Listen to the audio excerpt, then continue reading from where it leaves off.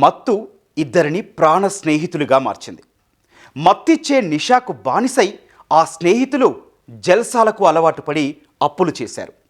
డబ్బులిచ్చిన వాళ్ళు ఒత్తిడి చేయడంతో తక్కువ సమయంలో ఎక్కువ మొత్తం సంపాదించాలని తప్పుడు మార్గం ఎంచుకున్నారు.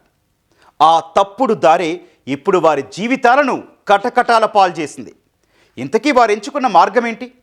పోలీసులు ఈ కేటుగాళ్లను ఎలా పట్టుకున్నారు?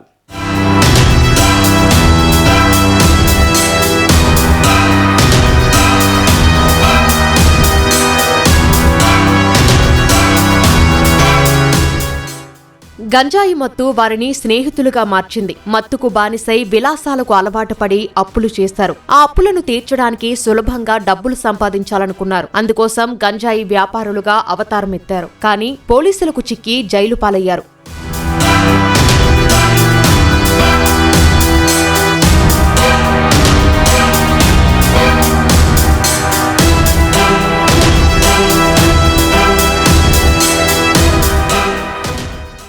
అనంతపురం జిల్లా గుత్తి ఆర్ఎస్కు చెందిన కందుకూరి అజయ్, వడ్ల ఆదిత్యలు స్నేహితులు. గంజాయి తాగుతూ ఇద్దరు స్నేహితులయ్యారు. గంజాయితో పాటు ఇతర వ్యసనాలకు బానిసలైన అజయ్, ఆదిత్యలు తమ విలాసాల కోసం అనేక చోట్ల అప్పులు చేశారు. అప్పులు తీర్చడం కోసం గంజాయి వ్యాపారులుగా మారారు.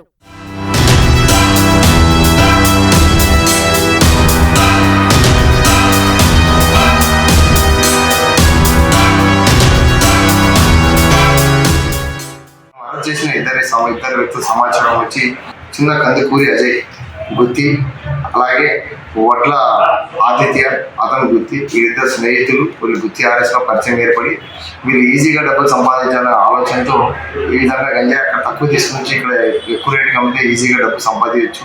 అలాగే వీళ్ళ కేసులకి లాయర్లకు కూడా ఫీజులు అవసరమైంది. కొంచెం ఆర్థిక పరిస్థితి దృష్ట్యా మేము ఈజీగా డబ్బు సంపాదించాలనే ఉద్దేశంతో అమ్మేమని చెప్పారు.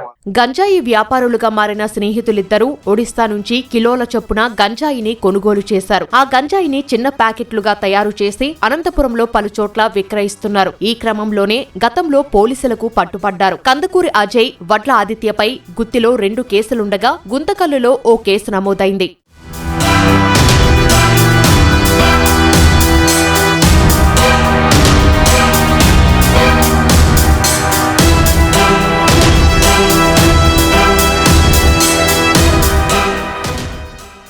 ఎక్కడదని అడిగినా వాళ్ళు ఇంతకుముందే ఒరిస్సా నుంచి తెచ్చుకున్నాము, కొంచెం సెల్ చేసినాము, ఇప్పుడు 2 కేజీలు ఉన్నాయి.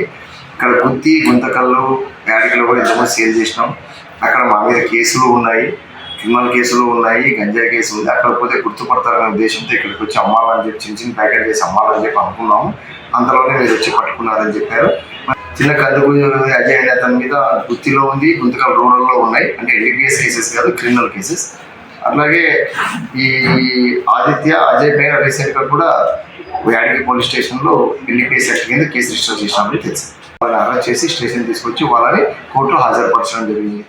అప్పటికే విలాసాలకు అలవాటు పడిన ఇద్దరు స్నేహితులు ఖరీదైన ఓ కారు కూడా కొనుగోలు చేసి ఒడిశా నుంచి గంజాయి రవాణా చేసేవారు. టోల్ రుసుము ఎగ్గొట్టడానికి నకిలీ ఎమ్మెల్యే స్టిక్కర్ను కారు అద్దానికి అతికించి గంజాయి రవాణా చేస్తుంటే పోలీసులు పట్టుకున్నారు. తాజాగా మరోసారి అజయ్, ఆదిత్య 2.17 కిలోల గంజాయితో ఉరవకొండ పోలీసులకు పట్టుబడ్డారు.